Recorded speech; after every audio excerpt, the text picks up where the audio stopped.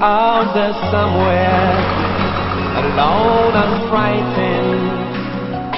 Oh, the darkness, the days are long. Life been hiding, now more making you come back. Now more loving arms from around.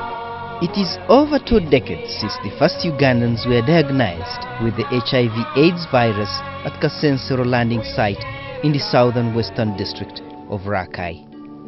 The HIV/AIDS disease spread fast, causing serious impact on the communities in Uganda.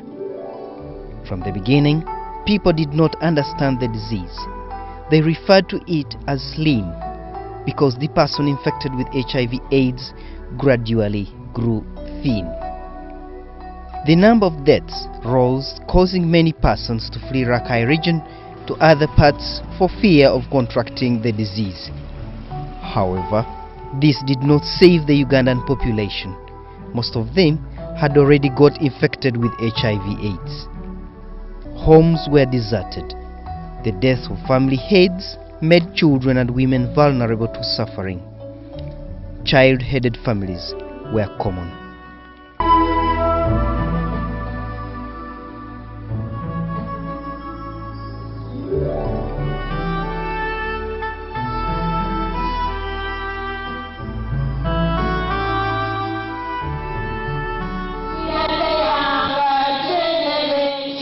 We are crying for our elders. AIDS have killed many people have gone with vision and advice. What shall we do?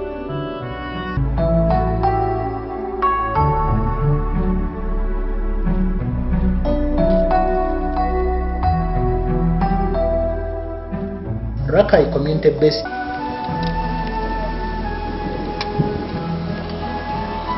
But all this is not well. The prevalence in this region is shocking.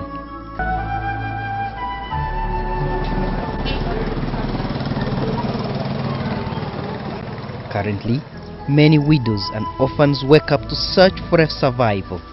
They lack food, shelter and clothing. At the same time, they can't access health care services. The family, we identified this family in 2008, whereby she lost the husband some 8 years ago. So she came and she stayed here, and the most challenging thing is that she's staying with 3 children. The elder one is now in the senior one, and what is the challenge is that she can now not afford to buy the scholastic materials like the school uniform and even the books.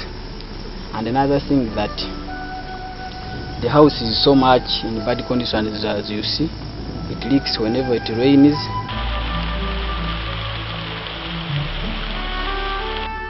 Hajati Mariam Nakamate is 67 years old and a widow.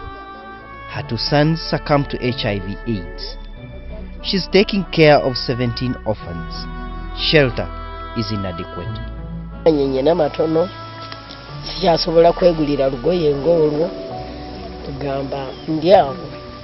Being elderly, sourcing for food to feed the orphans has become a challenge to her.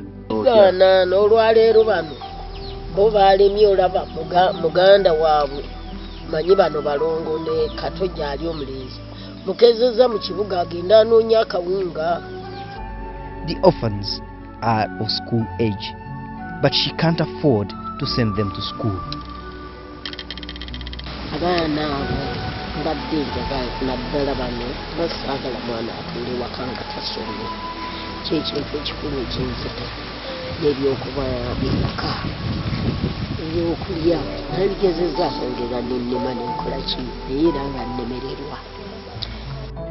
The situation is still worse.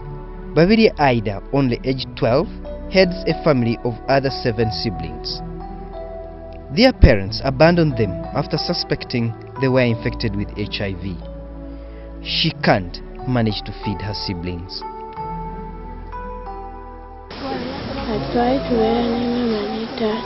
I don't know if I'm carrying a Mama kati mama we yaviirawo n'asibamu ebyo n'agenda. Tetumanyi gye yalaga. Ataata naye n'agenda. Tetumanyi gye yalaga. Similarly, Jane Kenyana is living positively with HIV. She was abandoned by her husband on the day she took an HIV test. She is ailing and left in the care of her 10-year-old daughter, Gracious Ampere, who does all the domestic chores besides walking over 4 kilometers to get medication for her mother.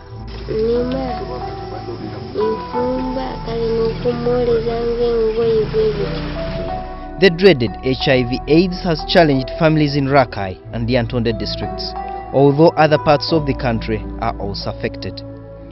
Robina Mutesi is a miracle child. At only 5 years, she can prepare food for her weak mother and her 2 sisters. However, the problem facing patients in these areas is absence of health facilities. Jessica Nankia can't access medical care. The health workers are over 10 kilometers away from her village.